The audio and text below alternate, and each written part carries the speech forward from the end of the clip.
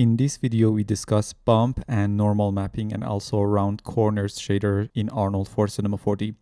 Using bump mapping, you can simulate grooves and imperfections like wood grain, for example, on a surface. Always remember, when using bump mapping, unlike displacement mapping, you only simulate the effect of the grooves. You don't actually create any new geometry.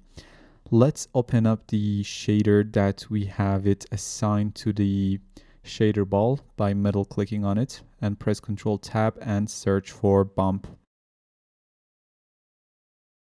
As you can see, we have two bump nodes, bump 2D and bump 3D, with similar functionalities. The difference here is that you can use bump 2D node to produce bump mapping based on a 2D texture, and bump 3D needs a 3D input. So add a bump 2D node.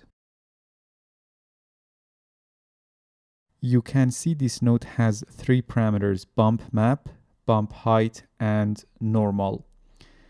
We need to define a map to be used as our bump map. So let's search for a noise node and add it to the work area.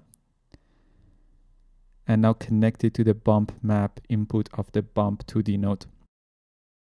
Let's see how the noise looks on the shader ball by connecting it to the Arnold Beauty port. I'm going to increase its scale to 20.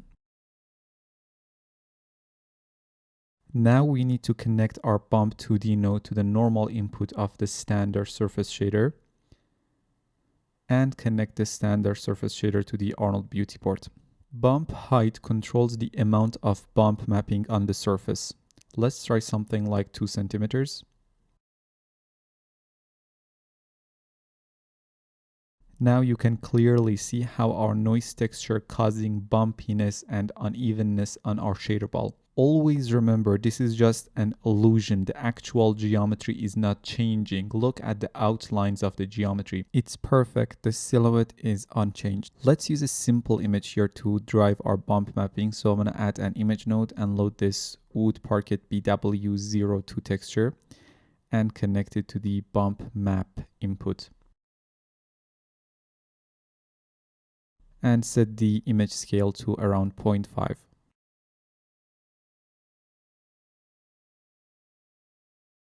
So as you can see, where the texture is white, we see bumps, and where it is darker, we see indents. Bump height is a bit too much. Let's use something like 0.5 centimeters. In some cases, I use values like 0.01 centimeters, honestly, to get those very high frequency details on surfaces like metals, for example. But for now, let's try 0.5 centimeters. Now we get these very nice details added to the surface. Next, we have this normal input that can be used to chain up multiple bump or normal maps. I'll get back to that in a few moments, but before that, let's talk about normal mapping in Arnold for Cinema 4D. You can use normal textures instead of these regular grayscale images. When you use a grayscale image as your bump map, you are only specifying two directions, up and down. But normal maps are RGB textures and can give a direction to the bumpiness and unevenness effect, so therefore they can be actually more real. Even though you can load your normal map in a bump 2D node, just simply by connecting it to the bump map input, but the better way is to use a normal map node. I'm going to search for a normal map and add it to the work area. Add an image node and let's load this wood parquet 02 normal map texture here.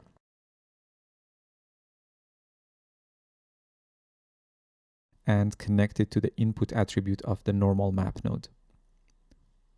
And now connect the normal map output to the normal input of the standard surface shader. And set the scale U and V of the image to around 0.75 centimeters, so it looks a bit bigger on the shader ball. Now we get this beautiful, more detailed normal mapping, which feels more realistic compared to a simple bump mapping, as the input map has more data and information, therefore the output is going to be just better. Now we have a few options in the normal map node. First off, we have strength, which increases or decreases the normal map effect. Let's try 0.5. 1, 2,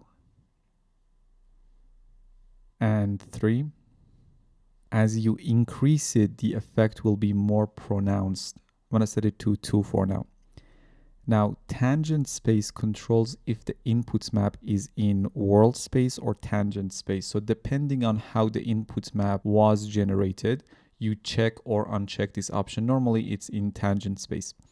Then we have order, which lets you shuffle the input map's RGB or XYZ channels order. So if a particular normal map out of a sculpting tool, for example, didn't exactly work like you would think it would, you can actually shuffle the orders of the channel to see if it's going to work and look better.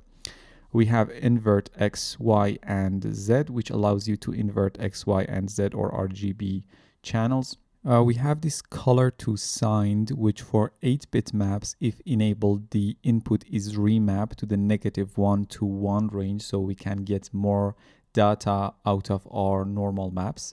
Now, if you have a tangent map from your sculpting app, you need to connect it to this tangent input. And finally, we have this normal input. This is similar to the normal input in the Bump 2D node, and this allows you to chain up multiple normal or bump maps. We have this Parquet normal map applied to our surface, right? Let's say in addition to this, I would like to have a Bump 2D node that has a noise map as its input map to add some general unevenness to the surface underneath the Parquet, right? And this is really essential. For most surfaces, you need to have like a overall noise element, overall unevenness element to just make it more realistic. So I'm gonna add a noise node and set its scale to, let's say, around 20, and add a Bump 2D node and set the noise as the Bump 2D input. Now, the normal input of the standard surface shader is already occupied, obviously, by the Parquet normal map. So how can we add the Bump 2D node? We simply connect it to the normal input of the normal map node.